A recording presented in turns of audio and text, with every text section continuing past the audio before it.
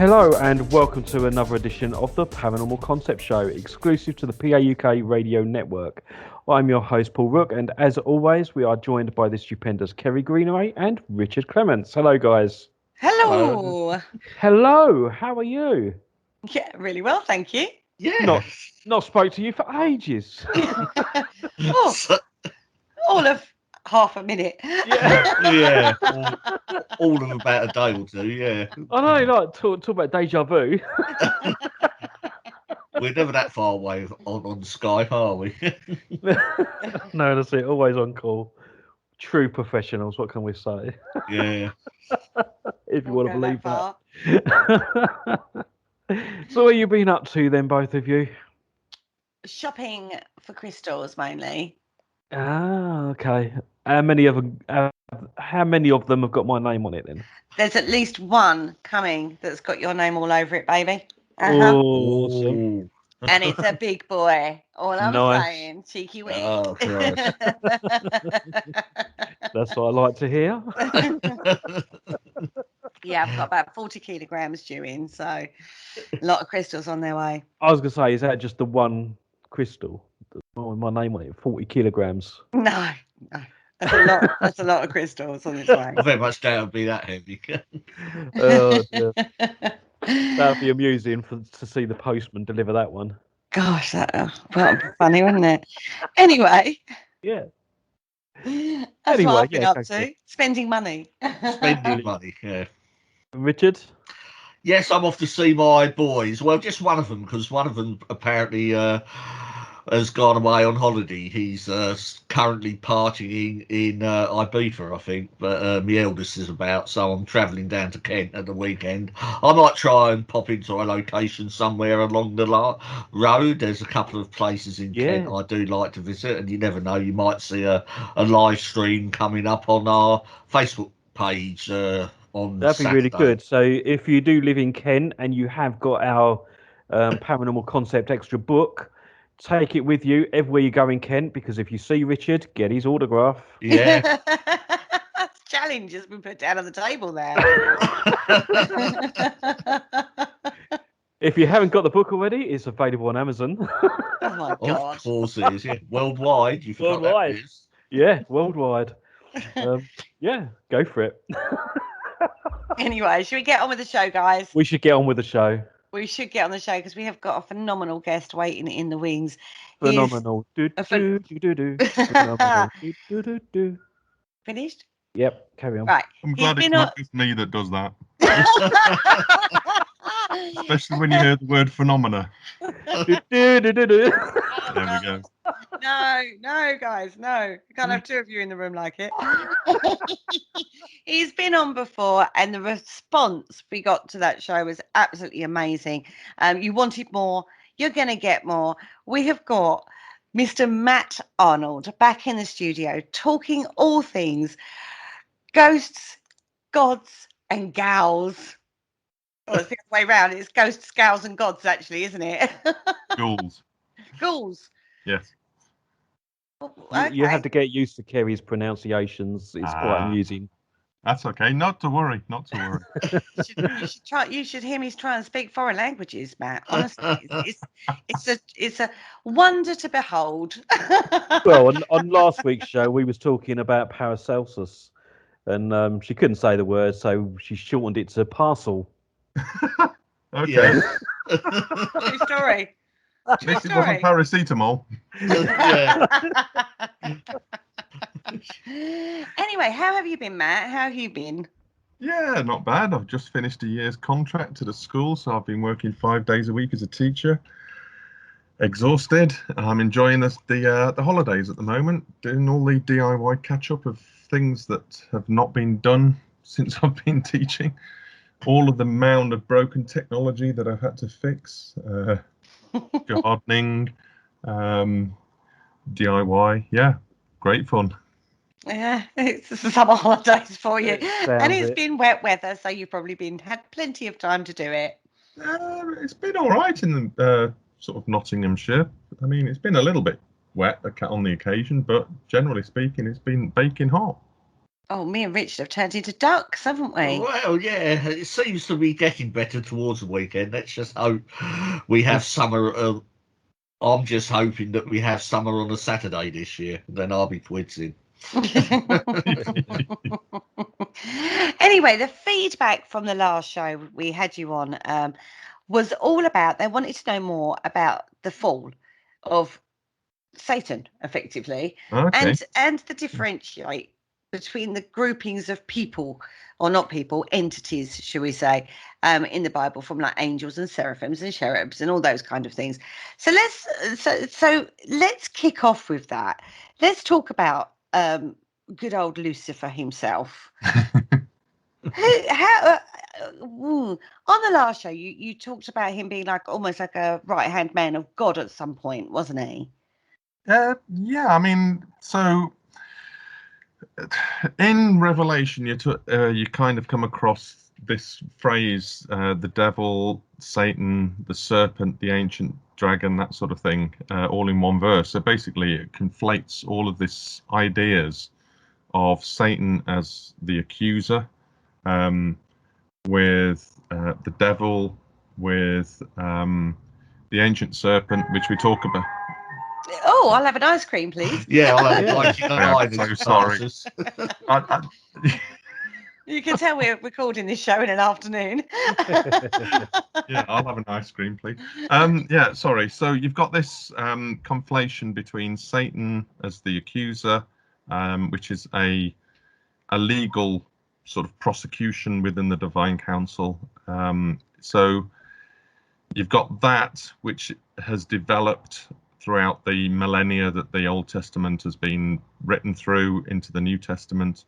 You've got the devil, you've got the ancient serpent, which is the Edenic serpent, the Nakash, which is the bright shining serpentine one.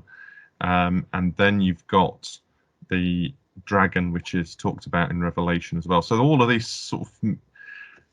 symbols, all of these ideas, all of these particular types of description all talk about the same particular being, which is the original rebel. You mentioned the word Lucifer, which actually is just a Latinized version of Lightbringer or Lightbearer, which is was used in, I can't remember exactly which verse it was. Was it Ezekiel 28 or Isaiah 14? I'll have to have a look. I think it's Ezekiel 28. But that basically could also be used for the morning star, which was Venus. But Venus is also, the morning star moniker is also used for Jesus as well. So you've kind of got a bit of a mishmash of ideas going on in there. But yeah, the Satan character, we can kind of take from the Revelation conflation of these ideas and tweak it back to the Genesis Edenic fall, the original fall, the first fall, with the serpent, which really does kind of mess around with a lot of people if they just surface skim the Bible verses and just read it as it is, without knowing the background and the depths, which includes the whole idea that when Genesis was compiled, it would have been around about the time when you've had the Israelites and that have been in Egypt, and 400 years in Egypt is quite a long time. Your culture changes, adapts, it picks up ideas and symbols, and this whole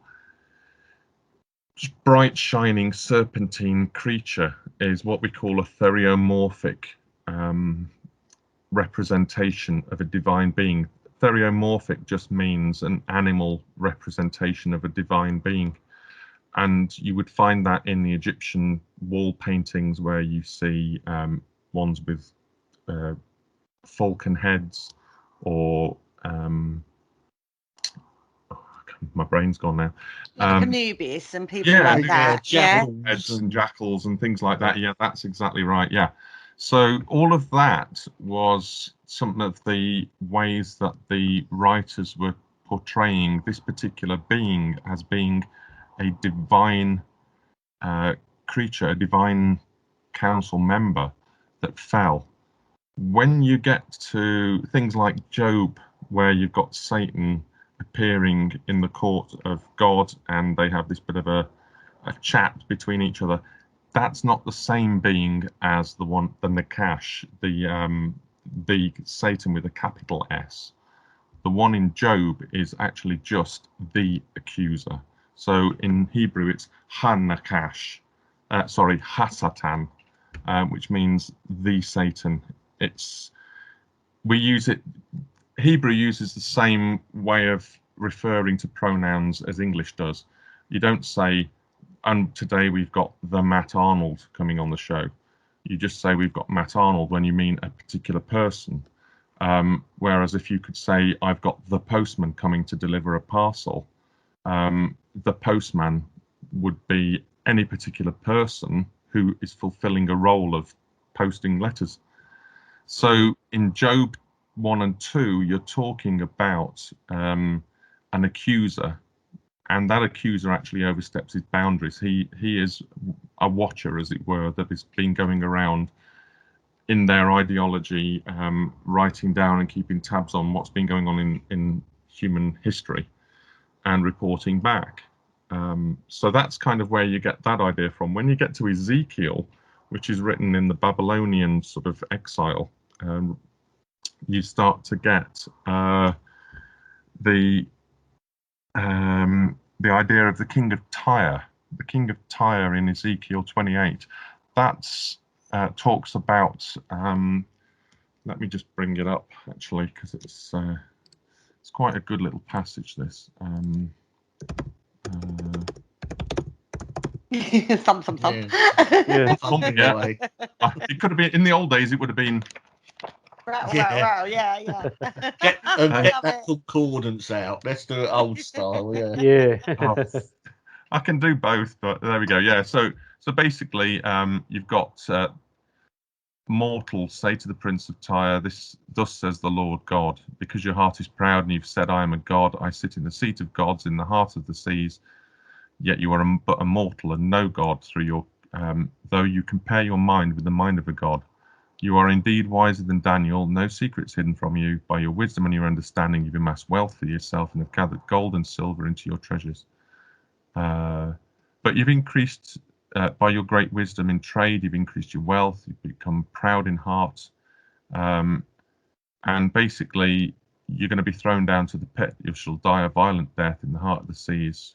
Will you still say, I am a god in the presence of those who kill you, though you are but a mortal and no god in the hands of those who wound you? So basically, you were the signet of perfection, full of wisdom and perfect in beauty. You were in Eden, the garden of God. Every precious stone was your covering: carnelian, chrysolite, moonstone, beryl, onyx, jasper, sapphire. Basically, your postal delivery this morning, or whatever you've been having. And you worked in gold for your settings and engravings. With an anointed cherub as guardian, I placed you. You were on the holy mountain of God. You walked among the stones of fire, which we think is the idea of stones of fire is divine beings. If you look in Enochian, sorry, not Enochian, 1 Enoch, it talks about that sort of stuff. In your abundance of trade, you were filled with violence and you sinned, so I cast you as a profane thing from the mountain of God. So basically, this whole idea of Eden is a cosmic mountain and being cast from it. That's what's been going on. Guardian cherub drove you out from among the stones of fire. So basically, you've been naughty and you've got kicked out. And as a result of that, you're going to be turned to ashes in the sight of everybody. So in that verses you just read out, it's a bit like the divine saying, or God, for want of another word, saying to the devil, "This is what, and look what I've done for you, and and you go and sort of betray me." Pretty much, yeah. I mean, yeah, you are a created being. I've created you to enjoy the creation Mhm. to be responsible for certain parts of it, and you've got ideas bigger than your boots. So Yeah, off you go. well, it's not even so much off you go as basically you are full of hubris. You are wanting to rebel and usurp that which is not yours. Oh, right. Therefore, you will be kicked out. Mhm. So he was somebody that was put in a fantastic position, got, like you say, too big for his boots, and thought himself as good as God. Unequal, yes, unequal. So, but being a created being could never be equal, because the eternal creator is by definition eternal, no beginning or end, whereas this one had a beginning And an end. and will have an end. Yes. Yeah. But the belief isn't that he ended. No, he's not dead at the moment. No. I mean, whether or not there is a complete final annihilation of that particular being is still open to debate. Some say because he is immortal that he will not be finally destroyed. On the other hand, you've got the divine counsel in Psalm 82, where it says, "You will die like men," to the rebels. So their immortality can be withdrawn. This is a little unforgiving for an all-forgiving God. Yes, it is. I mean, the fact is that you get to a certain point where forgiveness is always available, but if you choose not to, then you have to say, well, there comes a point where you've had your chips. You know, you've had the opportunities to repent, and you've chosen not to. Mm. So there are punishments. Yeah, it's like I suppose if you do repent on your deathbed or when you get to the pearly gates or whatever, that's where the forgiveness comes into play. Hmm. Yeah, I mean, personally, I believe that death isn't the end of opportunity for salvation anyway. It only is at the final judgment, when all things are restored, that you can say, well, do I want to live in this and accept the authority of the creator within this new system? Because if I don't want to accept the authority, there is nowhere in creation for me to exist. Mm. So it specifically states Satan, as we know him, Hmm. the big bad Satan, not the generic anybody kind Nakash, of yes, Satan. the original Yeah, rebel. the original rebel Satan was mortal. Was immortal, but will, if he hasn't already, lost his immortality. So he will come back, on the sort of on the. So when he comes back, he will come back as mortal and be judged as a mortal. Pretty much, yeah. Mm. Okay. All for getting too big for his boots and thinking he's good as God. And creating such an absolute mess of the world that we live in Yeah. by, introducing us to rebellion, introducing us to questioning. But I think it was more a case of introducing us to stuff that we weren't quite ready for at that particular time. The knowledge of good and evil we have, but I don't think we were ready for it right at the very beginning. Just like a child, we don't tell them about all the big bad things in the world. We let them grow up and we guide them and help them to see why certain things are bad, rather than just present them with, bad things on telly, bad things to listen to, bad things to see. It's about father. As a father and as a mother, we understand that there are certain things that we don't expose people to at certain points in their life, because they are formative and can damage us in certain ways.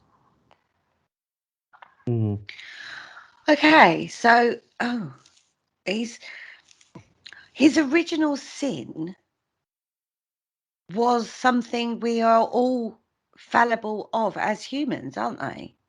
We can think, we are better than the eternal creator, yeah. Or not consider him. That's as bad. Yeah, I mean, I think though, at the end of our physical life, we will still have that opportunity, that perfect opportunity to meet God, be presented with a full understanding of who God is and what God has done.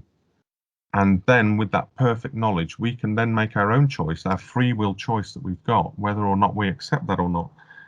Now, personally, I'm what's called a hopeful inclusivist. I hope that everybody with a perfect knowledge of who God is, whether, regardless of the crap way that Christians have behaved in the past and the crap way that other people have behaved in the past when portraying themselves as being messengers of the divine, as it were,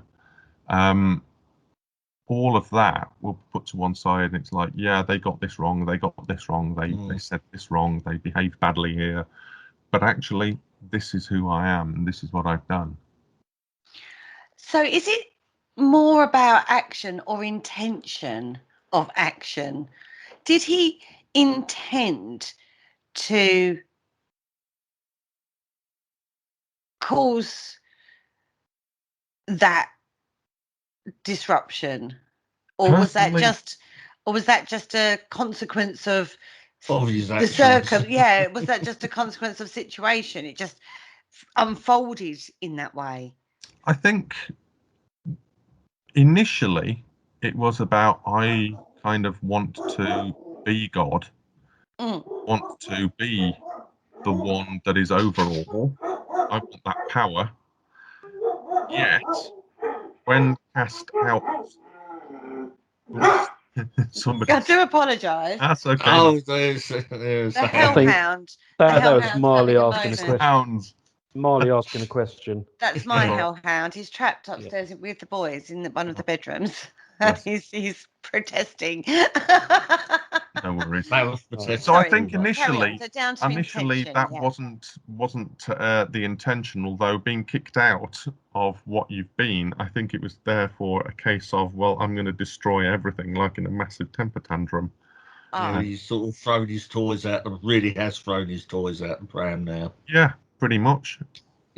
So he didn't learn the lesson because he's still believing his own hype that he's as good as God, and kind of has proved a point because he's caused so much disruption to God's creation. Yeah, and I think this is why, there won't be any redemption for that particular being because of what has happened. All of the suffering, all of the pain, everything boils down to him and his bunch. Okay. So he had followers, didn't he? Angelic, heavenly being followers, yeah. So when you get to things like, I mean, this is kind of where you're moving now from the Old Testament into Second Temple literature type stuff. You get to the Book of Jubilees, which isn't in the Protestant canon, and that particular book talks about a character called Mastema or Mastama, who seems to be that particular writer's idea of who Satan is, and describes how a particular judgment happens upon him where he can take 10% of his followers and keep them on earth to do bad things, whereas the other 90% are taken into prison, which is the Greek Tartarus, which is where the Titans were held prisoner. So you've got that concept going across. With Genesis 6, 1-4, you've got Sam Yezer and Azazel, who are two characters that seem to be similar, if not one of them is the same character as the Nakash in the original Rebel in Genesis 6. And both of those cause all sorts of mayhem by basically saying, look, we are children of God. Human beings are children of God, but these human beings, they can have their own children. We want those as well. So therefore, we want to be able to be procreative, and therefore we will have sexual relations with human beings. And that's kind of where you've got a lot of weird stuff happening with sort of the Titanos, the Gigantes, the giants, and all of that sort of stuff that comes in with the Nephilim. The idea of the Nephilim, I think, seems to be that the Nephilim are the fallen angels, the fallen 200 that come along with Samyaza and Azazel.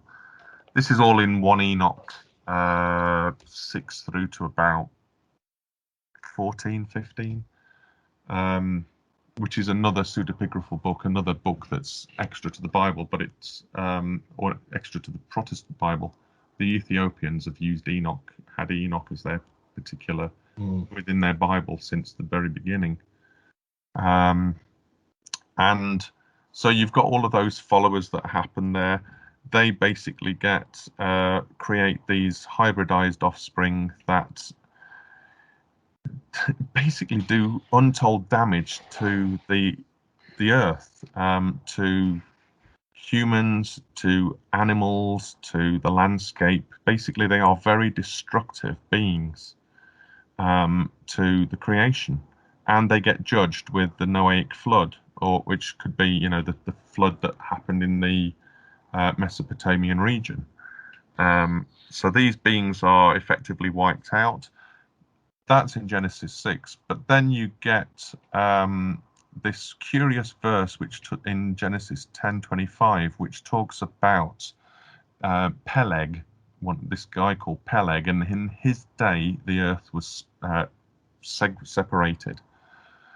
Now you have to kind of drill forward to Deuteronomy 32, 8 and 9, where it talks about the nations being appointed particular sons of God over them. So heavenly beings are appointed over particular nations. And they become their leaders, their spiritual leaders that are there to... So God's running a bureaucracy. He's got beings underneath him that he plops over to look after various nations. So God doesn't do it all on his own. Israel is Yahweh's particular portion, the eternal creator's portion, but the other nations are for other particular beings. And these particular beings seem to, when you skip back to Genesis 11, that's when you get the Tower of Babel happening, where they build this, human beings rebel against this idea about going out to work with the earth to tame the chaos that's outside there in order to be able to bring goodness to everywhere and fullness of bloom. They congregate back to build their own holy mountain, or we call it the Tower of Babel, but it would have been a ziggurat. And at the top of that, if you read the Bible in the original language, it's got two ways of doing it. It's got with its top in the heavens or the heavens in its top. You can read it either way grammatically. And we know that ziggurats had temples in the top of them. And it's the idea being that they were going to be trying to build this cosmic mountain, this Edenic sort of homebrew Eden, as it were, where the gods would dwell with humans at the top. And basically God's saying, I'm not having any of this. I am the creator. You are to go out and spread over the earth and work to bring its fullness. And you guys seem to be where you're teaching these people bad things. So where beings were given assigned tasks like work. You can teach people medicine, you can teach them agriculture, you can teach them mining, you can teach them makeup and all that sort of stuff. They actually twisted those to be the mining, and metallurgy was used for weaponry. The makeup was used purely for seductory purposes. The agriculture, we've seen how massive agricultural stuff is wrecking the planet, even now. So all of these things were twisted against their original intention. So these beings perverted their ways. And as a result of that, when you get to Psalm 82, God sits in the middle of these Elohim, the divine beings in the divine council, and says, basically, you have been incredibly bad. You've rebelled against your original purpose, your original mandates. So therefore, I'm going to judge you. You are going to lose your positions. And as a result of that, it's now my job to work through the nation of Israel, work through Jesus, and work through to bring this kingdom of God through his followers. And that's kind of like this that's the story that's going through, which is why when you get to the crucifixion of Jesus, the sky goes dark. You've got Psalm 22 talking about the bulls of Bashan surrounding Jesus. It's a prophetic psalm that talks about the crucifixion of Jesus over 1,000 years later. And the bulls of Bashan were these divine beings. And it seems that at the crucifixion of Jesus, these divine beings, having been cast out and fallen to earth, as it were, on Mount Hermon, which is the traditional place where the divine beings fell, they surrounded the cross, and they were basically sort of, I think the best way to describe it is the scene of the slaying of Aslan in the Chronicles of Narnia, in The Lion, the Witch and the Wardrobe film, where you've got all these beasts surrounding Aslan, and the White Witch basically slays him on that stone table, which is kind of what C.S. Lewis was pretty much aiming for when he wrote that particular stuff.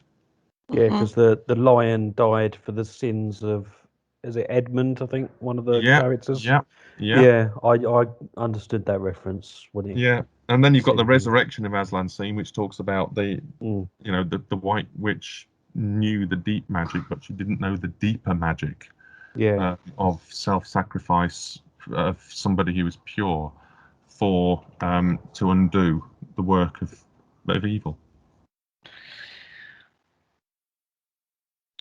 Well, sorry, that was a mind dump. That was a mind dump. I was going to say, let's break it down into manageable chunks. So basically, God has a council of immortals. Sorry, he's got immortals who help him run things effectively. This is after the fall of Satan. Yeah. And says, right, you've got all these, you can go and look at that country, you deal with that country, or area. Yeah. Right. But because of Satan, what they were achieving was twisted. So they didn't do a very good job of managing it. And then God got annoyed and told them all that they were naughty and shouldn't have done that and were cast aside. They were cast down, yes. Cast down, yes. Yeah. Is that it in a nutshell? Pretty much, yeah, in a nutshell. Although I wouldn't necessarily say it was the Nakash that was causing them to do what they do. I think free agency, these things have free agency. So it's almost like he showed everybody the way to be able to do that rather than the one way of God. He's saying you've got options here. Yeah, I mean, you could think of it like that, yeah. So he's opened up opportunity and choice, and it becomes a moralistic, ethical choice rather than because we all have a choice of being good or bad, don't we? We can always sit there and go, well, I choose to be nasty. It's a choice, isn't it? We all have free will, yeah. Yeah. But God gave us free will. Exactly, yeah. And now he's annoyed It is a Because- double-edged sword, yes. I mean, God could have said, basically, you're not going to have free will. But then if I program my computer 10 print I love you, 20 go to 10, does my computer love me? So by no. free will, by being given free will, you have that opportunity to show your love. If I hypnotized someone to love another person, would that be true love? No. Yeah, I can I understand where understand what you're you're saying. coming I from understand there. what you're saying, and I totally agree with you on that point. I do. I totally agree with you. But he created this. He created the beings to have free will, that they could do this. Yeah, it's a big Mm. gamble. It's a big gamble creating It's a something ga- like that free will. Yeah. I see where Kerry's coming from. And we have a terminology sort of, be careful what you wish for. Yeah. Yeah. I mean, you if you know something's going to go wrong, you can choose never to do anything at all if you know things are going to go wrong. Yeah. Or you can choose to do that creative act, give that agency of free will, and work even harder to pick up the pieces afterwards. Well, he's having to do a lot, isn't he, God, at the moment? Yeah, and human beings, we're part of that agency of doing good things to try and help do that. See, I'm wondering that whether or not, okay, God gave us free will, but did he actually? Because when he created the humans, did Satan have any hand in also making us? So he gave us the half of us that would question everything and that could be nasty to someone else and stuff like that. But then God gave us the opportunity to either go with that or stay with God and be good in our choices. I don't go on. Yeah. And the ones obviously that would go to church and follow the word of God and have that blind faith in him were God's followers, but everyone else were either atheist or Satan worshippers. I'm not so binary as that.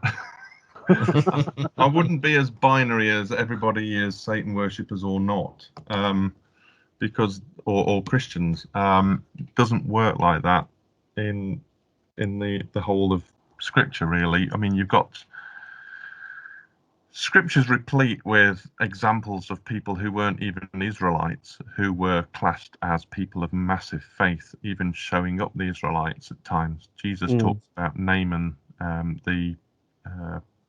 who met the prophet Elijah, and the widow of Zarephath, and the centurion. And Ruth and Rahab the prostitute, and all those sorts of things. So, I wouldn't divide my line between Satan worshippers and followers of God. It's like overt followers of God. Well, when I say things like about God in particular, I'm of a faith where I look at religion as like a big mountain, God sitting at the top, and all these different paths all lead up to the top. So whatever God you place up at the top, it doesn't matter what path you take and what religion, you're all going to get to your God at the top. But that assumes that you're at the top, being able to look down at those different paths and say, yeah, they all meet the top. Yeah. But what I would say is that basically at the end, we are judged on how we've lived our life. About our ethical choices and our intentions. Yeah. And Jesus talks about, even if you give a cup of water to somebody who's desperately in need of it, that is a good thing. So, you get certain Christians who go, oh, you've got to do this, and you've got to say this magic incantation on the back of this piece of paper to become a Christian. It's like, well, yeah, you can do that, but that leads to easy believism, where basically, oh, I'm saved, screw everybody else. I'm saved. I can behave how I like. And Jesus talks and says, well, actually, no. You might think you'd like that, but actually you'll say to me, Lord, Lord, and I'll say, I don't know you because of the way you've lived your life. Because he doesn't recognise the ethical and intentional choices you made. Yeah, and if you look at, I mean, I'm coming back to C.S. Lewis again because he's brilliant. If you read The Last Battle, which is the best of the lot, you meet a character called Tisroc, who is the servant of Tash. Now, Tash is the Satan character in the Chronicles of Narnia series, and Tisroc has been a servant of Satan, effectively, Tash.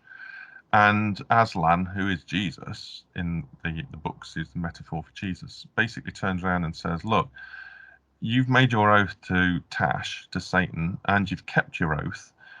You've lived your life as if it was you were following that particular being.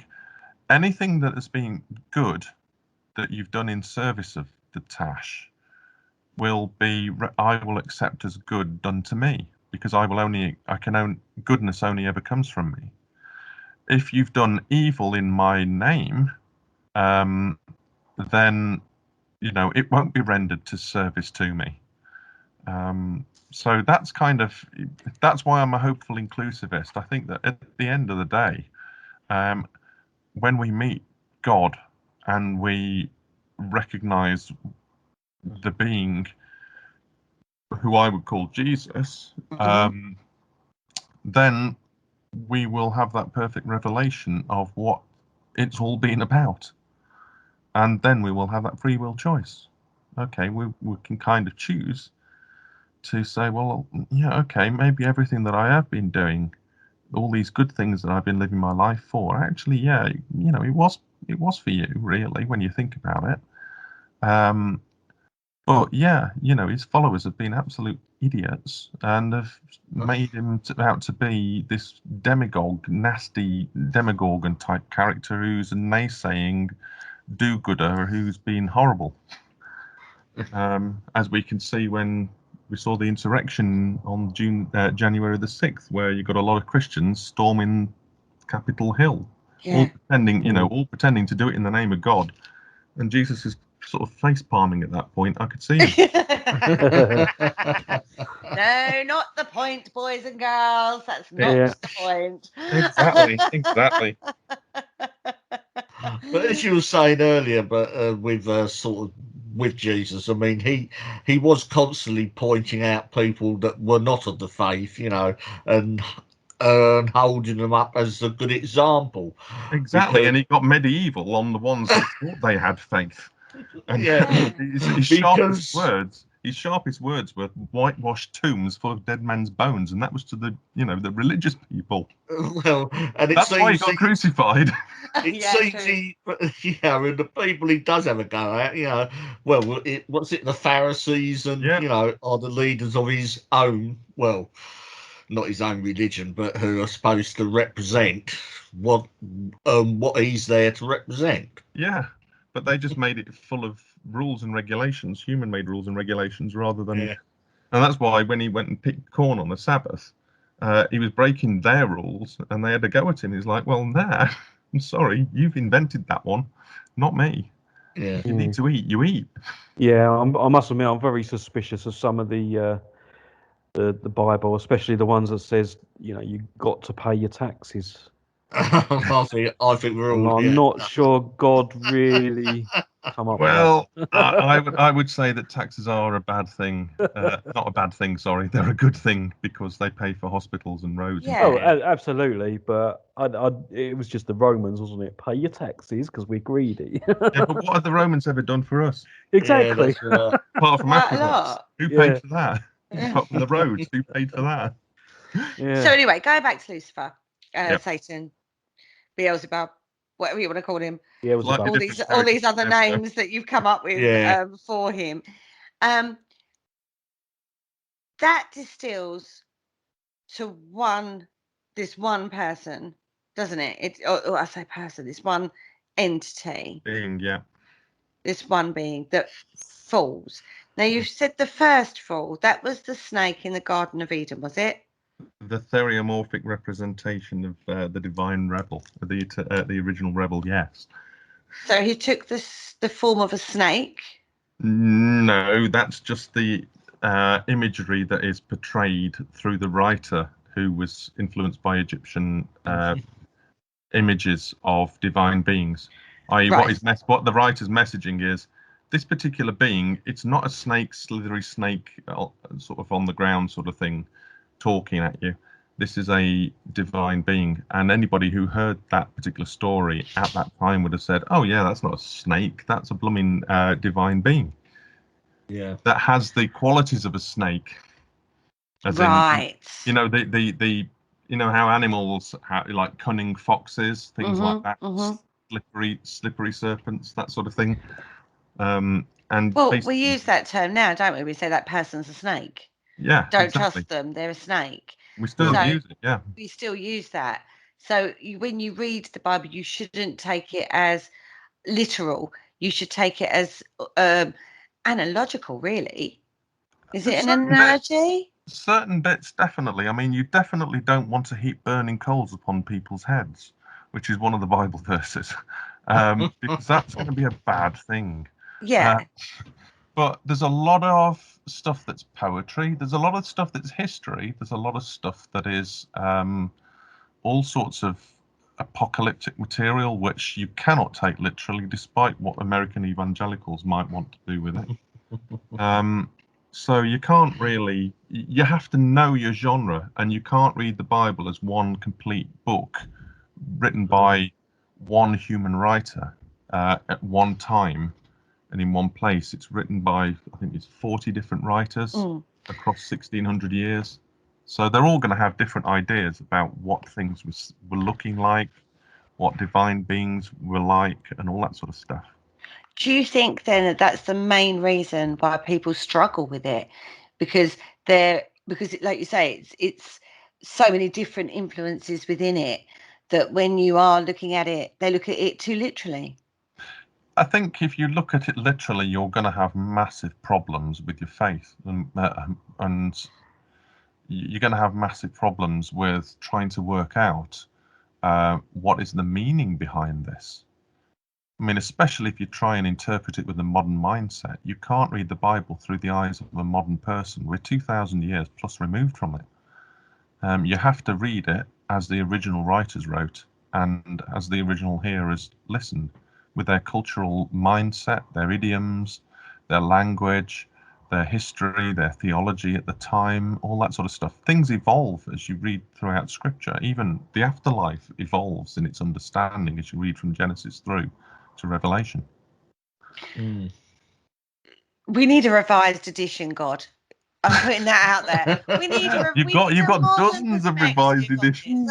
No, we need his modernised edition. No, there are quite a few revised editions of the Bible. Yeah, I mean, I think what you need more is commentaries on the particular books that you've got, in order to be able to hear what scholars have got to say, having done all of the background research that your average sort of surface skimmer just reading it from cover to cover would do. Not that I advise reading it from cover to cover, because I wouldn't read Paint's manual from cover to cover. I can imagine God coming downstairs to thousands of angels all writing the new revised Bible for Kerry, and he'll look at it, pick up a bit and go, nope, that's so yesterday, start that again. I mean, there are some brilliant ones, like there's The Message by Eugene Peterson, which I'm just going to go and get. I'll look that up. But you've got lots and lots of different versions out there that are bringing it into modern language, and trying to get the ideas of the old time, of what they were trying to say at the time. So, in a way, what we now view of Satan is so far removed from what the original problem was with him, because we see him as the Dante character, don't we? At the depths of hell. Now he is in the bowels of hell and fire, and you're going to be on fire and you're going to be tortured forevermore, and With there's the no trident. redemption. And a Yeah. bifurcated tail, is it? Yeah. Yeah, you know, we've forked old Yeah, hooves we've and all inherited that. a lot of our ideas about the devil from Dante and from Milton. A lot of Christians seem to think that these ideas are biblical, and actually they are extra biblical ideas that have come in. But even then, they've come in through the ideas of people trying to wrestle with the text and to try and get their heads around it. But I think with Dante and Milton, they weren't writing it as this is literally what happened. But unfortunately, people have taken it as this is literally what happened. Yeah, because I mean, Dante himself has actually got him frozen in a lake, hasn't he? And he's eating constantly and can't get out of the ice because his wings are flapping and making the ice freeze still. And you know, it's it's just, how bad is that, from the original sin, from the original casting out of what he did, and the impact of the consequences of his actions on the world. We have used that effectively as, well, we don't have to, it's not our, he did that, we didn't do that, how can we be blamed for that? And it was him who brought it to us and gave us that option effectively. And that's very non-accepting of our own issues. You are just reading pretty much Genesis 3 there, where God comes down to Adam and says, "What have you done?" And Adam goes, "What, me? It was Eve." And Eve goes, "What, me? It was the serpent." Yeah, that's Passing the buck. Passing the buck, yeah. Exactly it, though, isn't it? But And we then have our own moral agency as well, though, don't we? you're right. No, you're dead right. We Yeah. do.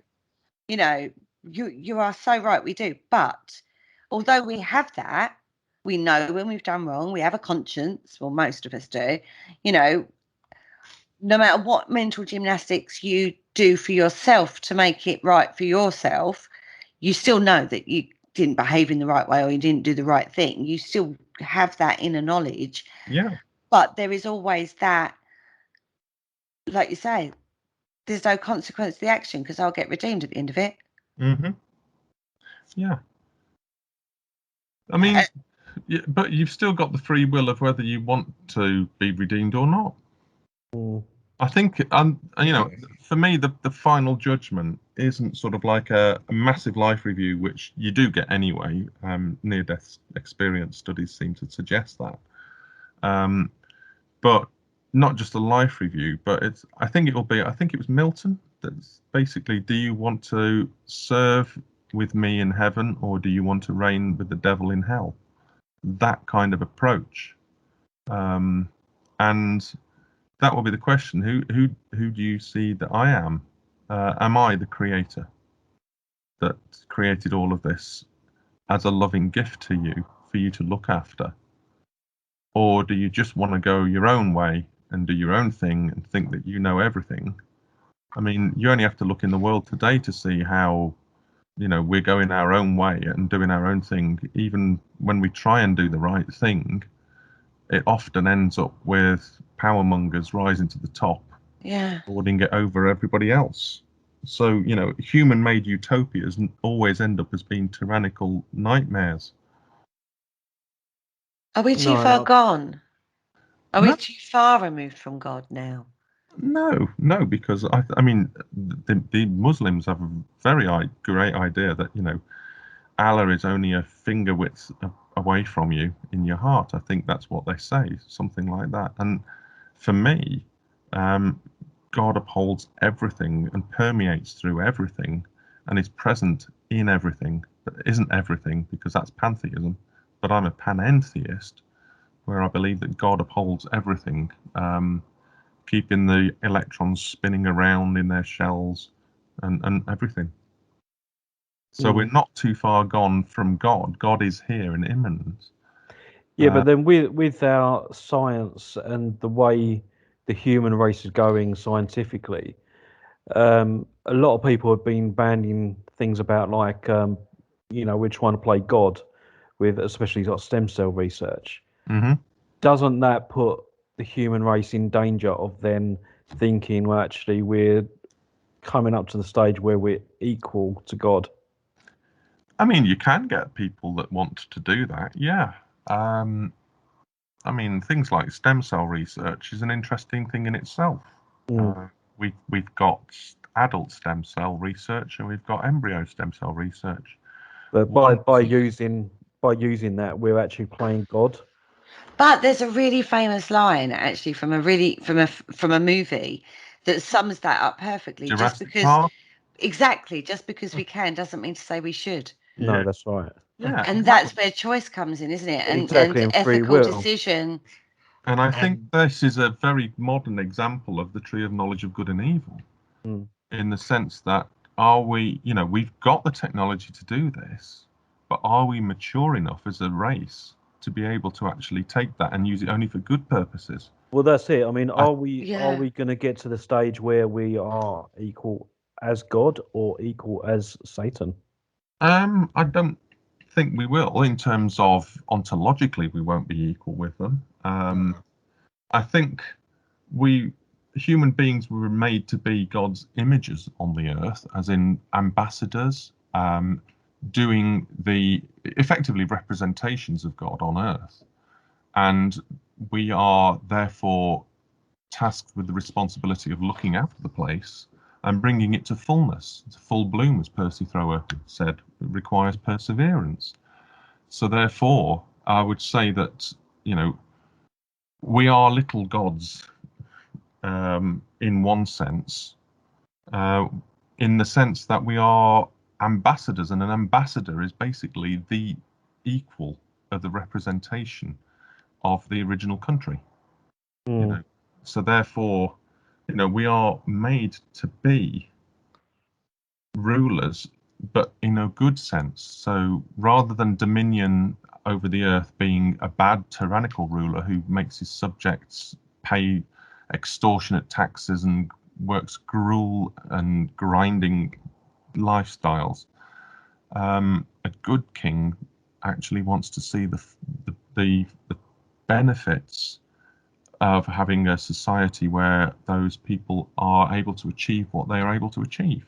And I would say that for the whole of creation, human beings can be incredibly destructive, or we can be incredibly amazing with how we use technology to plant millions of trees, or social media we can use for good, where we can get the Me Too thing, or we can use it for bad, where we've seen the right-wing approach that makes somebody who gets kids school meals at holidays become demonized. So, I mean, I'm thinking of a guy who did his research at university and researched on facial recognition software. And he did some amazing stuff with that. And then he had to leave the project in disgust because he realized his boss was selling it to military for drone purposes. So, we've got this amazing technology that we've got, but we are on the knife edge of we inevitably end up using it for military purposes of destroying life instead of bringing life to fullness. We'd spend more money destroying life than we ever would do in solving world hunger. But that sort of technology corrupts. But everything's corrupted. That's the point, isn't it? Like Matt said, agriculture, whatever area you look at, you can go, even, the military is there for protection. We shouldn't even need protection if everyone's living in love and light effectively, and the right way of making the right choices. But we needed that. And the reason we needed that was because we were shown that it's kind of okay to be greedy. And that's where it comes from. It's greed, isn't it? One of the deadly sins. Well, Jesus talks a lot about things like woe to those who join field to field and house to house, i.e. making your business bigger and bigger and bigger and bigger and bigger and bigger at the expense of, planet, at the expense of the people that are working for you and all that sort of stuff. We can think of some massive companies where the workers are paid peanuts and yet their bosses can fly into space. Yeah, exactly. So, And Jesus talks about it's easier for a rich man, it's easier for a camel to go through the eye of a needle than for a rich man to enter the kingdom of God. The eye of the needle being the small gate that the camel had to be unburdened of all of its load and get down on its knees and crawl through, basically, to get through. And I think that's why you get things like Luke 16 with the rich man and Lazarus. The rich man is in torment because basically he's having the realization that his riches have got him nowhere in the afterlife. Can't take it with you, guys. Can't You take can't- it with you. No, that's You it. It's what you do with it now that's the important thing. Mm.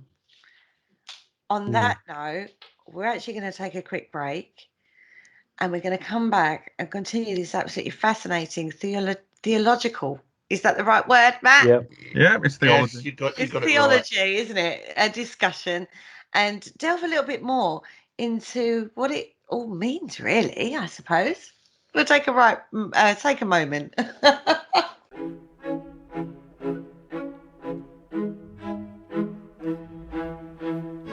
Hello, Harry Price here. If there's nothing me and my friends enjoy more here on the other side, it is to sit back and relax and listen to the Paranormal Concept Show, right here on the PAUK Radio Network. Broadcasting a plethora of interesting and informative content for all your paranormal needs. Find them across social media to keep up to date with forthcoming shows and all their other adventures. Hello, is there anybody there? And welcome back to the Paranormal Concept Show, exclusive to the Paranormal UK Radio Network. Now, before the break, we got very deep and dirty with theology, and this is the thing with it all, guys, isn't it? It's not. I said in the break to Richard, it's not easy. You can't look at something and go, right, tell me about Lucifer. Off you go, and then there's a story.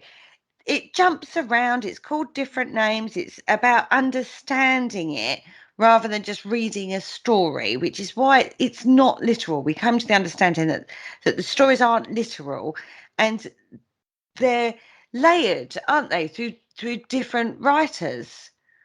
Well, yes, I mean, and as you said, Kerry, and for the layman, this can get very sort of like confusing. And I've spent a bit of time sort of looking at the Bible and stuff, and I sort of I thought, right, I want to be a purist, so I sort of so I went and brought a King James Bible, and I thought, wow, I can't make head nor tail of this, but I think there are sort of a lot more sort of smaller books you can buy now, sort of written by some very good authors that do tend to explain it in a lot more sort of layman's terms.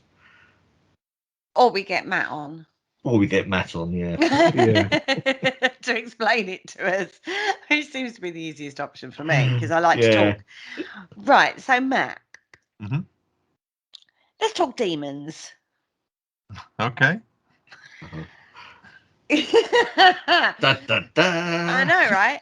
So where do I go with this one? Right, so the generalized modern understanding is you've got Satan, and you've got his denizens of demons that he sends out like God's angels. They're great messengers. They come down. They're very helpful, very nice creatures. And devil has the same, who has his denizens of demons and sends them out to do all the nefarious, nasty stuff, right? Mm-hmm. I bet that's not what the Bible says, though, is it? It changes from Old Testament to New Testament. It's and then you've got the modern Buffy-style demons as well.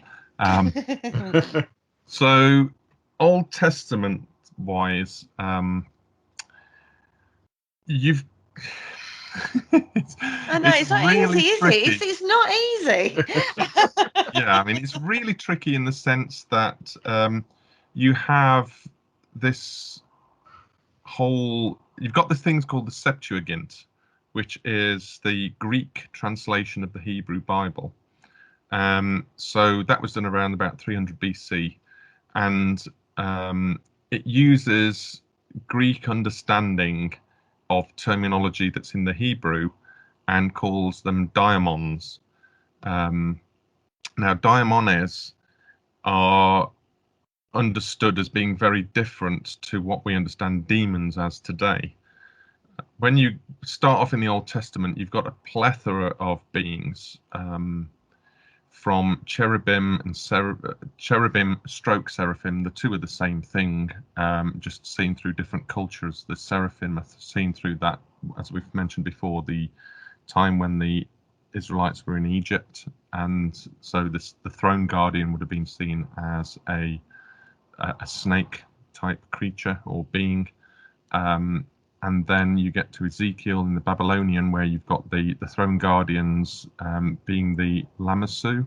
I think they are. You can see two of them in the British Museum, but basically winged chimeral type beings with bulls and human heads and wings of eagles, that sort of stuff. So these beings are one class of particular beings. Now, there's a guy called Walton, John Walton, who writes a book called Demons and Spirits in Biblical Theology. John H. Walton and John Harvey Walton, I think that's his son. Why would you call John H. Walton your son's name as well? But there we go. But Demons and Spirits in Biblical Theology, the guy comes up with this classification of three types of classes of daimones. Class one being these fallen angels, the watchers, as it were. You've got then intermediary beings as well. Class one would also include gods. So these gods over the nations we talked about earlier. So those are class one. Class two are intermediary beings. There's a whole plethora of those. And then class three would be daimones, which were human spirits, which is a bit of a weird one if you're a certain particular type of Christian who thinks that human spirits cannot be interactive with the living. So when you're in the Old Testament, you've got things like the Shadim, which we class as demons. You've got the Itim, which are ghosts, human ghosts, spirits. You've got Lilith, Lilitu or Lilith, and a whole pile of others as well, which basically some of them act as intermediaries in terms of messengers from God to humans. But when you get to the Septuagint version, they create this class of beings called angels in order to try and differentiate between messengers of Yahweh, the eternal God, and messengers from gods of the nations, which they call daimones.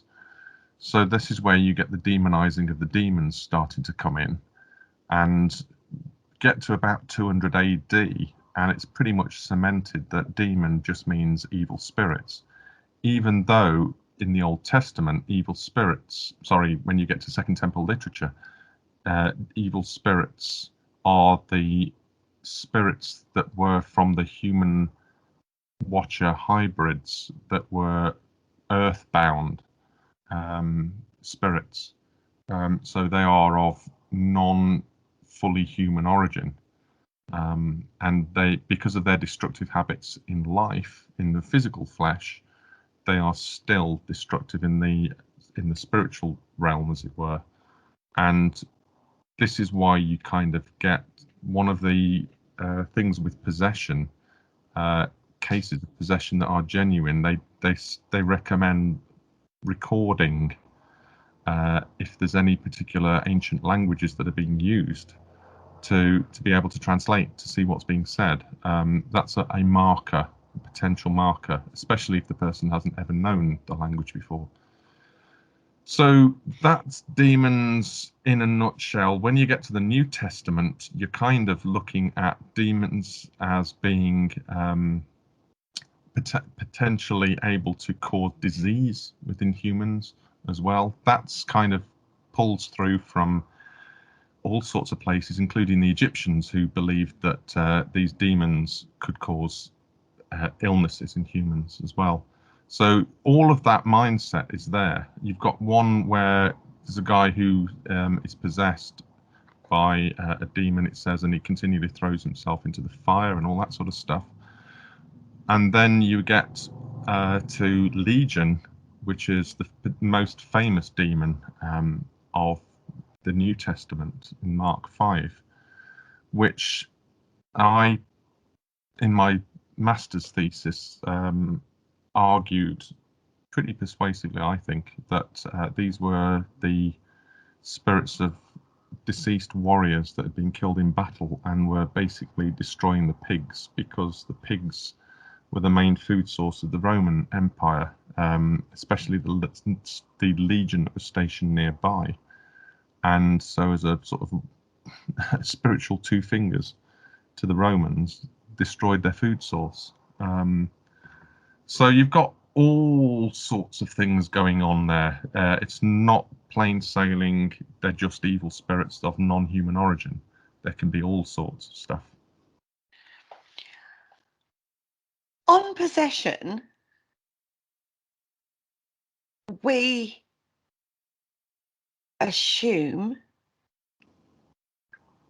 No. Right. Okay. Repeat that, yeah. Right. Are you telling me there are real, genuine cases of a spirit possession of a human? I believe that can be the case, yes. Right. That's proof then that there is life after life. Well, I would say more than near-death experience reports that are evidential are better proof of life after life. Okay.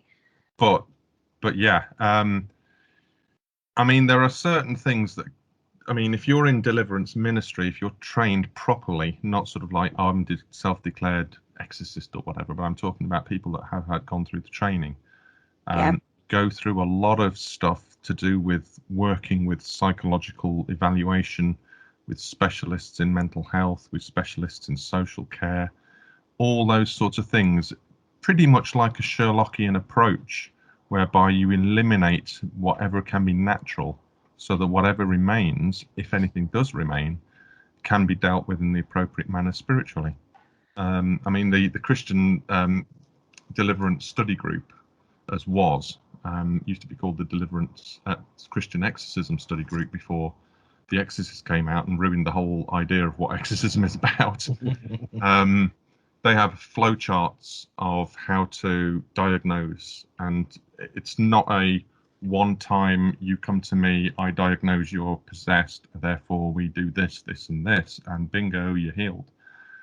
It can take months, weeks, years, even to work through what exactly is going on in a person, because people are very complex things. Mm-hmm. Yeah. And you can damage somebody if you tell them, oh, they're possessed, or you've got a demon. I mean, this is what pees me off a lot about these ghost hunting groups that go around and just say, oh yeah, there's definitely a demon in this house. Poor soldiers kind of like, oh crap, what do I do? And yet somehow, whatever they do in the house, these things still happen afterwards. And anybody who'd gone in with a rational approach that would have said, well, is it trapped air in the pipes? Is the electricity supply slightly faulty?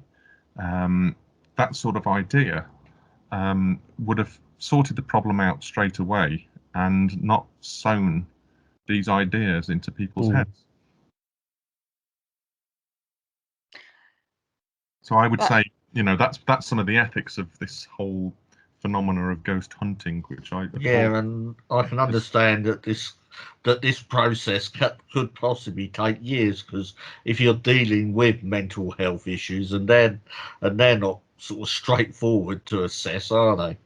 No, not at all. No, and we're still learning about the human mind and about consciousness, which is even vaster to try and understand. So there is a definite belief that there are entities, spiritual entities, whether that be a human entity or a non-human entity, that can affect and even at times possess a human, a living human. Yeah, I mean, that's mainstream Christianity and mainstream Islam. And I don't know about other faiths, but yeah, possession appears in a lot of different belief systems. Right. So for those of you out there who do not believe that, that's fine. But there's an awful lot of huge religious bodies that do believe that. Mm. And I think a lot of, I mean, I don't think necessarily you've got these demons that are sort of like just waiting to pounce on people, and you know, you're walking down the street and wham bam, thank you ma'am, we're suddenly in. Mm-hmm. I think you have to intentionally invite something in, either by ritual invocation Mm-hmm. or by the way that you live your life. If you live your life continually as a very narcissistic, sociopathic, money type lifestyle that would seek to crush others in order to be able to climb the ladder, I think that in itself attracts the attention of the infernal realm as well, because it is destructive to life. So our behaviors that are destructive to life can also act as vectors for infection. And I use the word infection because it's seen as kind of like a spiritual bacteria, as it were. Mm. So is there a case in the Bible of possession? Yeah, there's about a dozen or more. I haven't read the Bible, Matt. I think you've That's got okay. the idea that I've never read That's the okay. Bible. Yeah, sorry. Yeah, there's about a dozen or more. Yeah, my mistake. Sorry about that. I suppose the famous one would be from the New Testament, is it? When Jesus transfers a spirit to a herd of swine. Yeah, that's Legion. Yeah, that's the That's one. Mark 5. Yeah, there's Mhm. one in Mark 1 as well, where the basically say, "We know who you are, the Son of the Most High," and he's going, "Shush, my time isn't ready yet for this." Yeah, and there's oppression as well. So you've got Saul, if you remember King David, Yeah. or before David became king, you've got Saul who gets very jealous that David kills Goliath, and the women are sort of like saying, yeah, Saul's killed so many, but David's killed so many more. And Saul gets really hacked off, and that acts as a vector for his hatred acts as a vector for oppression by an evil spirit. That basically causes him to try and kill David by lobbing spears at him and stuff. But at the same time, you've also got David who, according to the Dead Sea Scrolls, wrote, I think it was 4 or 5 exorcism psalms. And if you read Psalm 91, that is an exorcistic psalm that talks about, you know, God will deliver you from the noonday demon and the night stalker demon and that sort of stuff. Whereas if you just read it normally on the surface, it talks about, you know, he'll deliver you from the arrow, he'll deliver you from pestilence. But if you know what the Hebrew mindset was behind that, you know Keteb and Deba are demonic beings within the mindset of that culture and the Assyrian Babylonian culture around, that sort of stuff. So yes, you have got possession, you've got oppression as well. So these things can oppress and cause us all sorts of, you know, hardship, as it were. I'm not saying that all our hardship is a result of that by any long stretch of imagination, because we've got our own free will and we can, you know, we are subject to the way that the world is. But, you know, I think when you start to poke your head above the parapet and start doing life-affirming stuff, that also acts as a little beacon, as it were, to say, you know, we need to smash this person down. And you'll see that happening where power is used to crush those who are protesting for life-affirming stuff.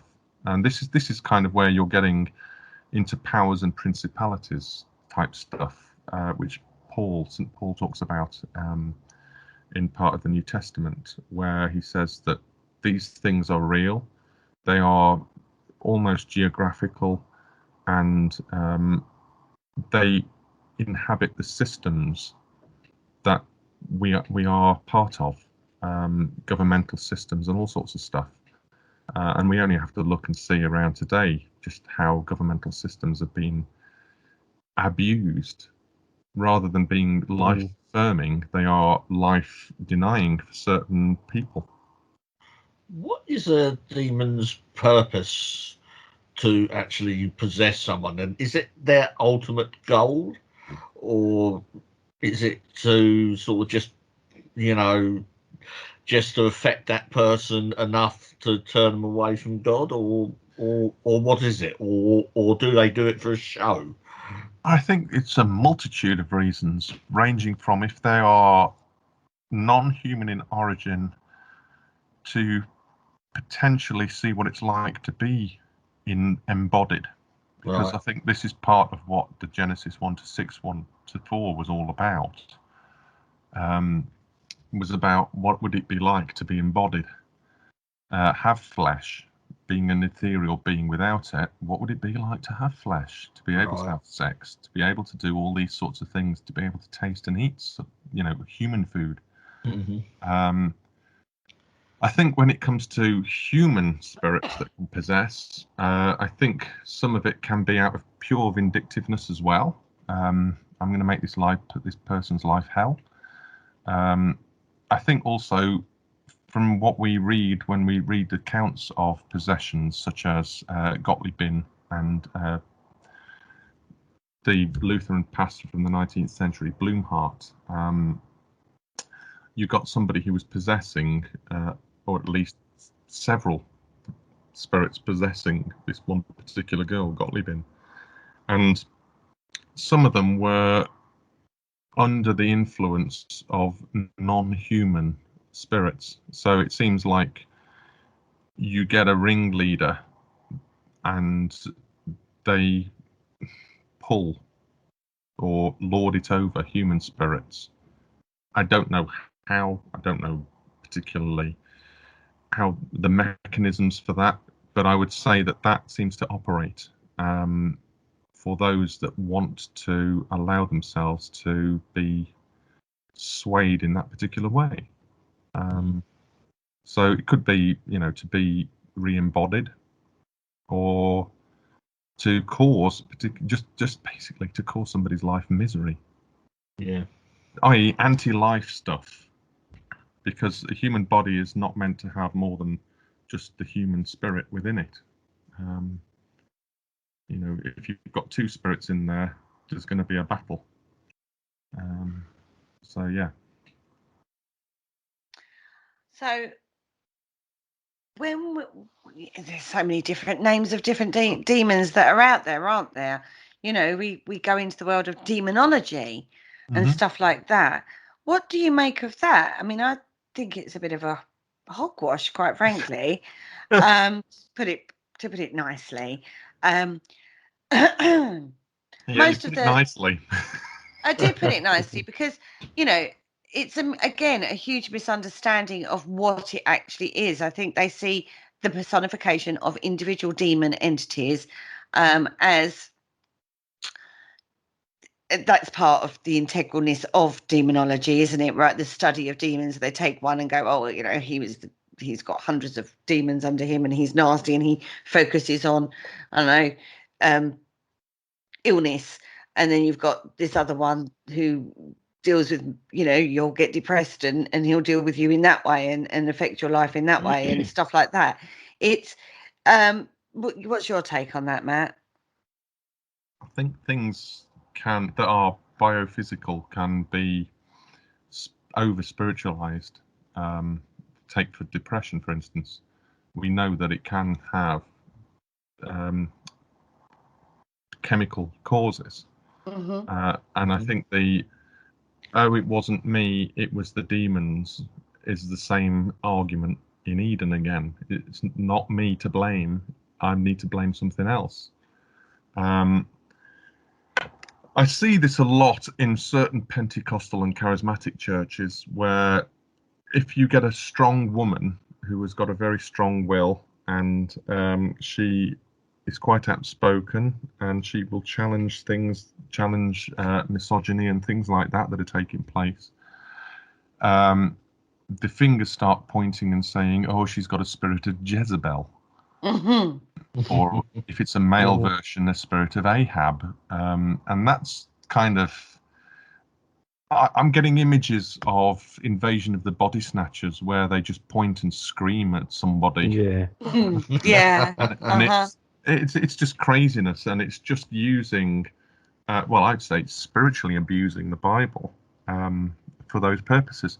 When you get to things like these grimoires and that about conjuring up Azazel and this, that, and the other, a lot of it is based in Judaic literature from sort of medieval times, really, when they started to get into all of the esoteric stuff there. I think personal take is, if you're going to invite something up, don't mind what you call it. Going to just take an opportunity, because I think they are opportunists, like bacteria are opportunists. They will come in and, yeah, okay, somebody's raising a flag here, they're thinning the veil, as it were. Let's go through and cause mayhem. So demons are the COVID of the spirit realm. Yeah. Yeah, except, well, yeah. Every analogy has its downfalls. Yeah. Oh, absolutely. One thing for sure is they're insipid and very subtle, and sometimes you don't even realise it before you do realise it, if that makes sense. They get their claws in. Anyway, what do you think of the courses then that are around on demonology in the modern day times? I've never done one, so I wouldn't know. I know a minister, a friend of mine, who did, and the guy who ran the course got done for paedophilia, I believe. Right. So, I kind of just wouldn't really. I wouldn't bother. I mean, there is a certain amount of know your enemy, definitely. But any demonology course that isn't going into the background depth, way back, is going to flounder, and you're just going to end up with a Buffy style demonology, or a medieval style demonology. And I think if your focus is entirely on that, to understand and then control, or attempt to control, like the is it Goetia or Goetia? That sort of spirit, use them as spiritual room service, as it were. I wouldn't bother. If you're just doing it as purely out of interest, I want to know a little bit more and see what the ideas are that are currently floating around, then I can't see any problem with that. But just know that it is human interpretations, and a modern understanding of it. Yeah. Very true. And I'll go with that. So, we've worked out, kind of through this part of the discussion, that there's an understanding that there are spiritual entities out there that can influence you, but you should never jump to that conclusion. That they do work in a not so nice way. They're not nice spirits. So you have to be very careful when dealing with that. We've also learned out there that not every spirit is a demon. Hashtag I'm a demon. You're not going to find one in every haunted location, basically. In the modern sense, although in the old original Greek sense, they would all be daimones. Well, we kind of covered that last week when we were looking at elementals. Right. Kind of. Slightly different, because it was different belief systems. But we kind of, that word, that change of word usage. Go back, listen to that show, guys, because that was really interesting. Even if I do say so myself, about trees, actually, Matt. It's kind of where we went. And elementals, we went on from the back of that. And now we're on this kind of entities. Sort of stuff. Yeah, Yeah. Nice fluffy stuff compared to this. This is where we're starting to get to the understanding how our belief systems have changed throughout the years, and our interpretation of those belief systems and those teachings and that understanding is never simple. It's not easy to get your teeth into. And look, we've, you know, even just the fall of Lucifer, or the fall of Satan.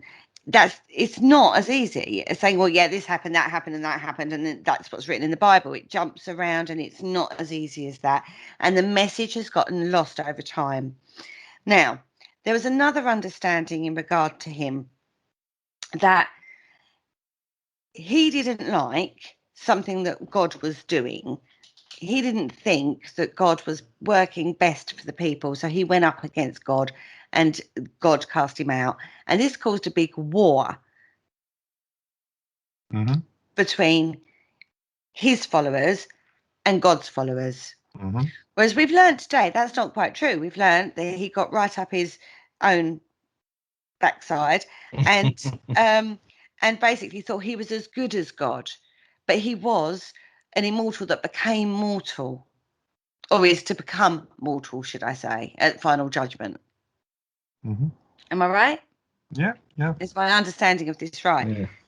Was there a big war between the two sides? Aha, and now you're getting into Revelation, where there was war in heaven, and Michael and his angels fought on one side, and Satan and his angels fought on the other side, or the dragon and his angels fought on the same beam. Yeah, that's interesting in itself as to when did that actually happen. Jesus talks about Satan falling like lightning, so it is a past tense. It's already happened. When you look at Revelation 12, which talks about this, it talks about the sun being. Oh, well, I'm just going to bring that up because that is really useful. There we go.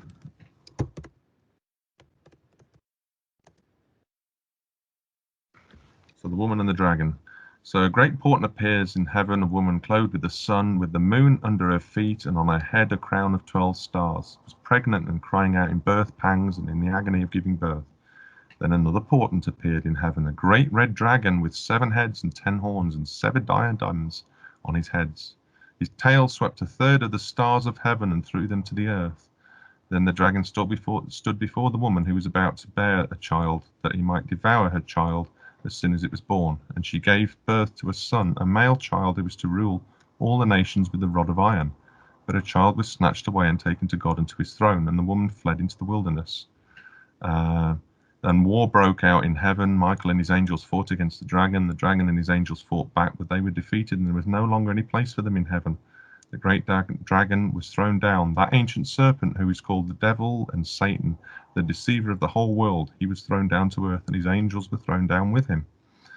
Okay, so basically, when does that happen? It appears that if you look at the beginning of that, where you've got the sun, the woman clothed with the sun, giving birth to her child, the moon at her feet, people have actually read this as an astronomical sign that's taking place at the birth of Jesus, where if you go back, you can use Stellarium as a free piece of software, and you look around the time of 2 and 3 BC, you can see a time where the sun is in Virgo and the moon is between her feet, and that's thought to be the time of Jesus's birth.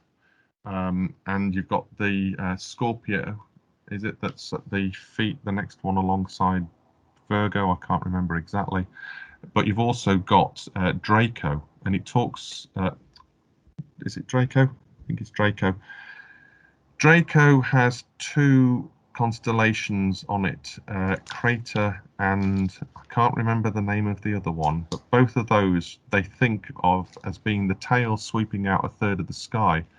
Draco, or Hydra, I think it is actually, not Draco, Hydra, sweeps out about a third of the sky in its length, and when it sets, it would take a third of the stars down with it.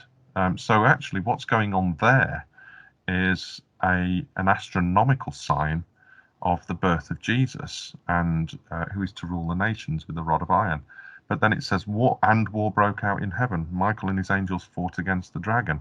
So Whether or not that was at the birth of Jesus, that there was this war, and no longer any place for them in heaven, or during the lifetime of Jesus. But the whole idea of war in heaven does have its origins in the Bible, and some say it was definitely a third of the angels that fell with Satan. I don't think it was. I think it's to do with the astronomical sign that's going on just slightly before then. But that whole "I saw Satan fall like lightning" kind of ties in with this war in heaven, where there's no place for them in heaven anymore, and they are cast out of heaven and fall to the earth. And that's where you get these ideas also of the gods coming down to Mount Hermon. All that sort of stuff. It's, you see, Revelation itself is, you can't read as linear. It goes all over the place, cyclical, because the Hebrew mindset was a cyclical mindset. Time wasn't linear, it was cyclical. And so you can't read Revelation 1 straight through to 22 and say, this is how the end of the world is going to be. Because it also talks about the destruction of the temple and this, that, and the other. And then it goes back to the birth of Jesus, and it goes back, way back. It has Edenic stuff in it as a forerunner of the New Jerusalem, the new heaven and earth. So, yes, there was war in heaven. When it was, we don't know. But it has happened, and Satan and his followers were thrown down to earth. Wow. Couldn't that have just been a meteorite shower? Could do. I mean, it could do, yeah. I mean, to be fair, I kind of, when I've drawn this picture on one of my websites, my blogs, I kind of have got stars falling down. Whether or not people interpreted a meteorite shower as that was what was happened, or it could be that a meteorite shower was, yeah, that, you know, like people say, Christians will say, oh, look, a rainbow, that's God's promise never to flood the earth again, sort of thing. So, you know, you can take an astronomical sign and apply a spiritual meaning behind it. True. But so the spiritual meaning still is there. Just, you know, people read it in different ways. So, have those exact cosmological formations occurred since the birth of Jesus? You will probably get the moon in the feet of Virgo and the sun in Virgo, because Virgo's on the zodiac anyway, so the sun goes through Virgo. But then you also have to add into that the Magi visiting as well. What was the Star of Bethlehem? And a lot of people think that it could have been a comet, but a comet is far too fast. Even, you know, for 2 years it would have taken between the Magi seeing the star for the first time and then arriving in Jerusalem to find Jesus, except he was in Bethlehem. You've got a series of conjunctions that take place in 3 and 2 BC between Regulus, which is in the foot of Leo, the lion, and that was called one of the king's star, Regulus, Rex. Then you've got Jupiter, which was the king planet, that orbits around or does a retrograde motion around there, and Venus as well. And Venus and Jupiter at one point have a conjunction. So there's basically a triple conjunction taking place. 3 triple conjunctions take place at that particular time around the feet of Leo, and Leo is the Lion of Judah, and Jesus comes from the tribe of Judah. Basically, it was enough for the Magi, who were from Ur of Chaldean, and the Chaldean astrologers were basically the best astrologers of the ancient world, and they were kingmakers basically, which is why they arrive in Jerusalem and say, where's the one that's been born King of the Jews, because we're going to crown them King of the Jews. But what we don't know is that, or what we don't realize is that Jerusalem was occupied by Roman Empire, and the Persians and the Romans were not best friends. And as a result of that, they were on, for a troop, and it wouldn't be 3 blokes on camels. It would have, we're talking a whole entourage of protective army people, because you're going into enemy territory. They would have all been it says Jerusalem was disturbed, as was Herod, when these guys arrive and say, where's the one born King of the Jews? Because Herod was a puppet. That's one thing I've often sort of heard about and stuff, because the Bible doesn't actually state there's 3 of them, does it? No, not at all. No, it just says 3 gifts. Yeah. And it wasn't tiny, like your school play, a little box of gold and a little, Can you imagine turning up to the Queen? I've got you a gift here. Look, it's a box of frankincense. They go, Yeah. oh, very nice. These were proclaiming a king of the Jews. So it was serious stuff that they brought with them. Yeah. Mary and Joseph rubbed their hands together with glee. Yeah.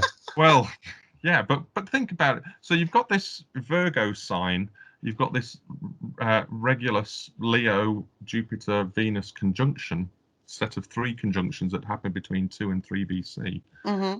And all of that kind of hasn't happened again since. And you can, I would say, go and get yourself a copy of Stellarium and just look it up, because you'll find it. Okay. You have to put yourself in Babylon.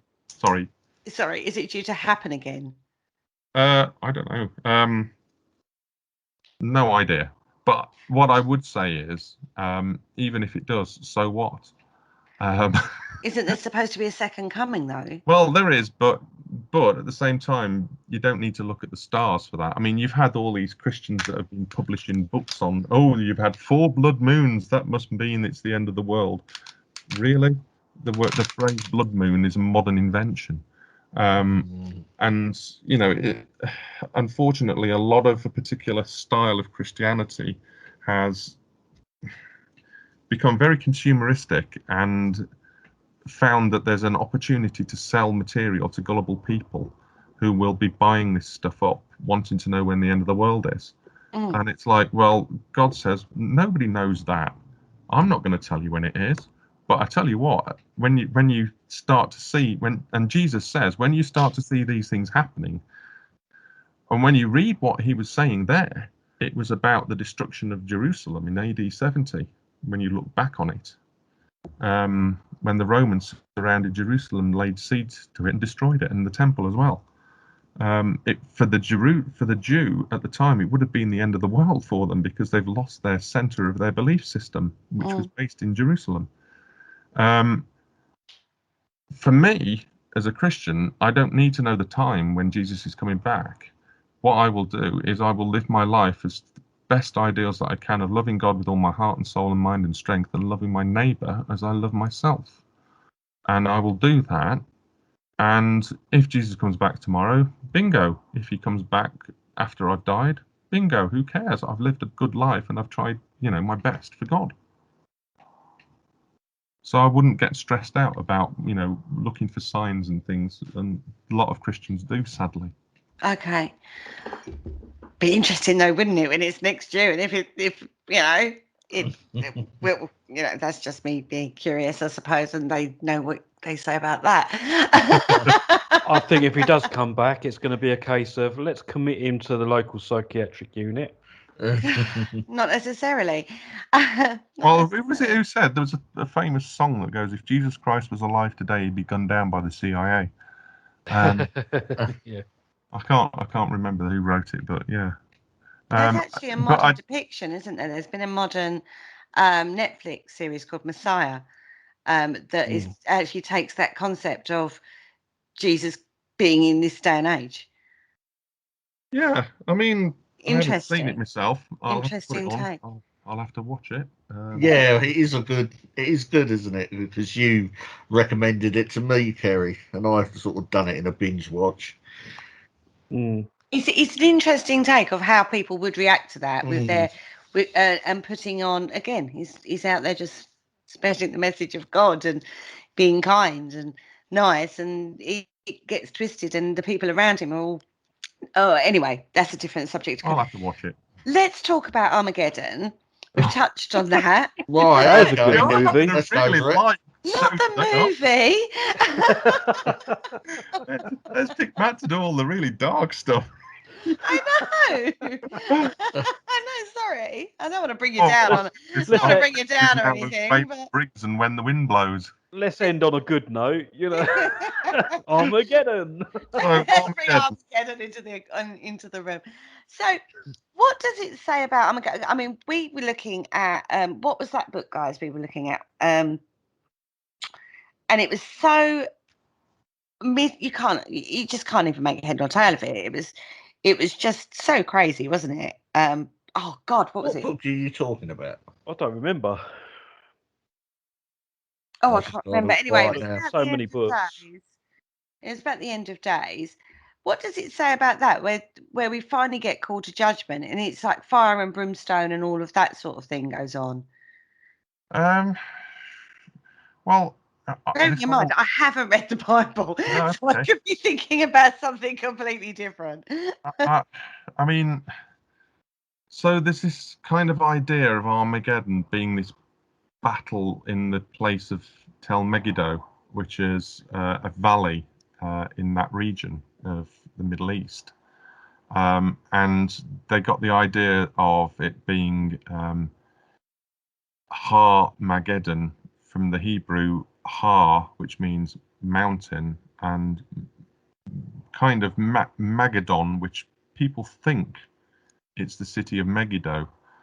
The whole idea is it's a physical war that people have in their heads.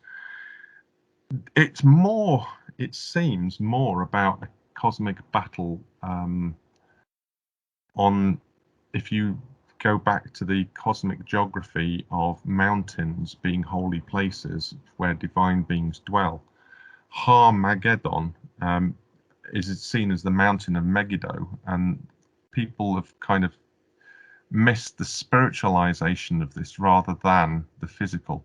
The whole battlefield of Megiddo isn't a mountain. There's not a mountain in Megiddo. So therefore, to say that will be the place where the final battle will take place is wrong, because it's not a mountain, it's a plain.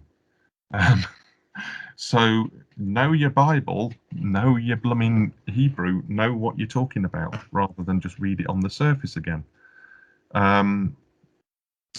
I would personally sort of say it's more of a spiritual battle that takes place, a final battle. If you read in Revelation, the pit's opened up and everything that's been kept in prison is allowed out for one last final hurrah, as it were, for that side. End of the world in terms of, I mean, things are getting bad. We've got the technology now to, if you live in certain places in the world, technology is abused to the point where you can't say anything without it being, without you suddenly losing your life or ending up in a prison. And as we go more and more networked and surveillance becomes bigger and bigger part of our lives, with absolute power comes absolute responsibility, and humans have shown time and again that absolute responsibility always gets abused in favor of the one with power. And human beings can be pretty nasty to each other. If you have got ultimate power over others and you disagree with them, you can find yourself ending up 6 foot under or whatever. I would say that it will get worse before it gets better. That's my thing. Humans will have their free will, and okay, God says, okay, you think you're God, let's see you do it then, and we'll muck it up. but then the end will come. And what you've got there, this is where it gets really interesting, because you've got the resurrection of the dead. And I'm not talking cats and dogs living together and all of that stuff from Ghostbusters. I'm talking about there's a resurrection, and the intermediate state of Hades, or the afterlife, that is emptied. People are given new bodies, and a final judgment is taking place where, who do you say that I am? Is one of the questions. And it isn't, as I say, what you've said with words on the back of a magical incantation on the back of a tract or whatever. Books are opened, how you've lived your life is looked at, and your response to the eternal creator is evaluated. And then you get into all sorts of things whereby you've got this thing called Gehenna, or the lake of fire, which is where Hades, the afterlife, is thrown into. The devil and his angels are thrown into it, and those who aren't in the Lamb's book of life, or the book of life, as it were, are thrown into.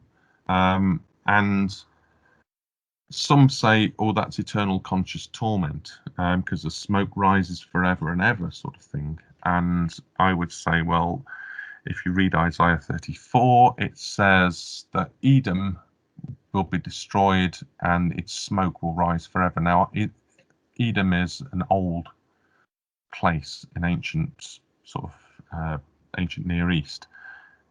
Its smoke isn't still rising from its destruction.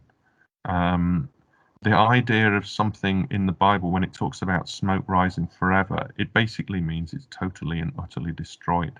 It's like, I would say, annihilation is where you take a book and you destroy the book by burning it to ashes. That book is eternally destroyed. It is not going to be turned back into a book again. So it is the state that is eternal, not the punishment that's eternal.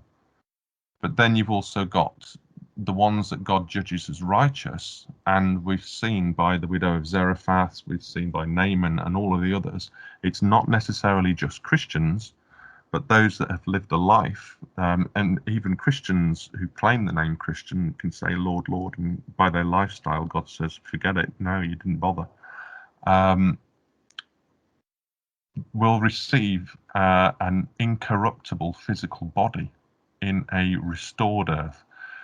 Now, a lot of Christians will believe that the earth is going to be destroyed by fire, thinking, oh, well, it was, it's going to be nuclear holocaust and all that sort of stuff. I'm like, no, you can have a refiner's fire will actually not destroy that which is good.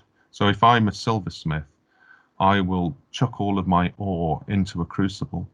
I will heat it up. I will melt it all together. The crap will rise to the top. You skim it off, and you heat it up, and you skim it off, and you heat it up, and you skim off the crap until you can see your face as reflected in like a mirror in the silver.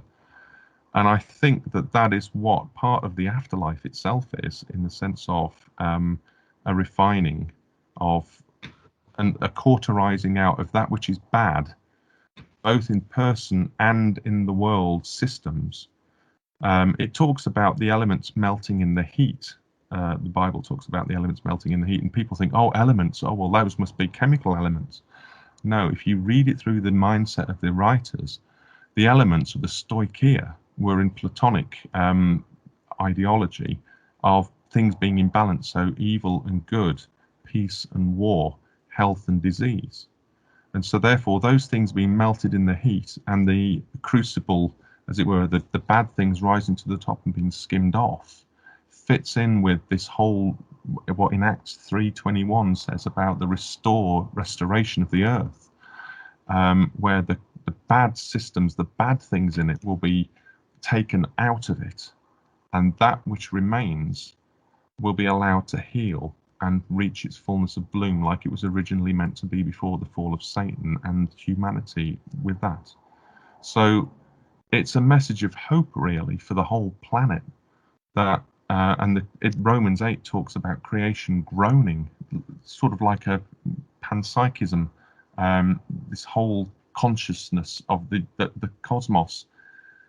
It groans to be for the end, or not for its destruction, because that would be stupid. It makes nonsense. Why would you groan for your destruction? You groan so that you will be healed, and that's what the new heavens and the earth are. Not. So I've done some furniture restoration recently. I bought a lovely Chesterfield chair, dead cheap, off Facebook, and it had a bit of the arms were worn away, the leather and that was scuffed up a bit. Did I burn that chair and buy a brand new Chesterfield chair and say, look, I've restored this? Or did I lovingly sort of sand it down, get rid of the imperfections, fill up those gaps and make it look spankling brand new again? I did the latter. And that's what God will do with the earth. It's not about just, Armageddon, nuclear holocaust, destruction of the earth. It's actually about apocalypse, a revealing of. That's why the last book of the Bible is called Revelation. It's also called the Apocalypse of John. Apocalypse just means revealing, as in the revelation of what is good and the bad is taken away. Sorry. The bad is taken away, and that reveals that which. Think of it like a doctor and a cancer patient, and evil as being the cancer. The good surgeon doesn't kill the patient in order to cure the cancer. They actually cauterize out that which is bad to leave that which is good to heal and work, and the person recovers. And that's, I think, what God is like in his refiner's fire. It's not a physical fire, it's a spiritual fire that destroys that which is bad. And that's why the Holy Spirit is in the Bible is like a fire in Pentecost. Appears as tongues of fire on the apostles so they can speak in different earthly languages to the people around them. This fire is a refining fire that works in our lives to bring out that which is good, to be able to see the image of the Maker, the face of the Maker in our lives, rather than the crap that floats to the top and is just left there or mixed up in it completely. And it's that whole melting that is part of the spiritual journey, the getting rid of the baggage of our lives, getting rid of the bad things in our lives, and working on that which is good. Do you think this process has started? Oh yeah, and I think people have been refined by God since the very beginning of humanity. God is a redeemer, not an evil sort of, I'm waiting for you to trip up so I can destroy you and send you to everlasting torment in a prison cell. God isn't like that at all. And yet people who long for retribution seem to want to worship an image of God like that. Whereas I think God is not punitive, God is restorative in his justice. On that note, we're actually coming to the end of the show. Wow. Thank you so much, Matt. I can't tell you how enthralling I find the discussions we have with you. I think they're absolutely phenomenal. No one did it. Thank You you. were so waiting for the do. I was so waiting for both of you to do that. You didn't do it. Sorry, I wouldn't lower it like that at the end. No. Thank you so much for bringing further and deeper understanding to these concepts that the Bible and the Word has been put out there. So thank you so much for that, because so much of that, particularly in the paranormal field, gets taken out of context.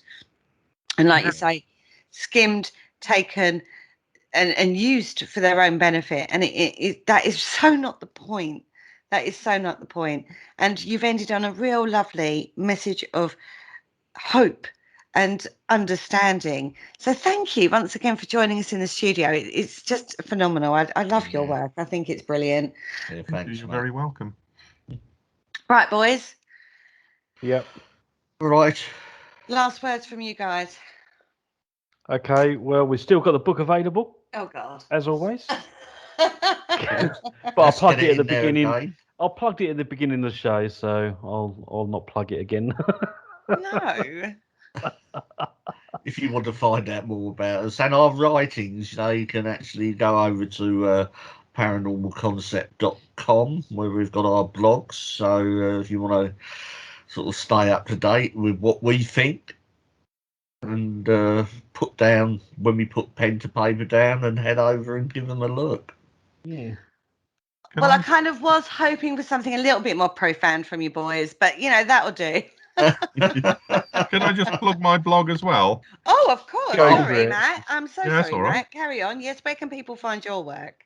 So I've got two blogs. Basically, one of them is experimental theology, which is sort of a pagano-Christian type interface at www.godofgreenhope.com. And if you want to do the paranormal within sort of the Bible and a Christian perspective on it, which includes most of the stuff that we've talked about today, it's www.ghostsghoulsandgod.co.uk. Thanks. Well worth checking out. Well worth checking out, guys. As always, we will share the link to that website into our Facebook page, Paranormal Concept. So definitely go over there and check out Matt's work. It is phenomenal. And bless the day that I came across that particular website. So thank you so much, because you've just brought more enrichment into my understanding of topics. Oh yeah, mine. Yeah. Yeah, Been very brilliant. much so. On that note, we have actually come to the end of the show. Thank you once again, Matt, for joining us, and we bid you all a good night. Say good night, guys. Take care. Good God night, guys. Good night, guys.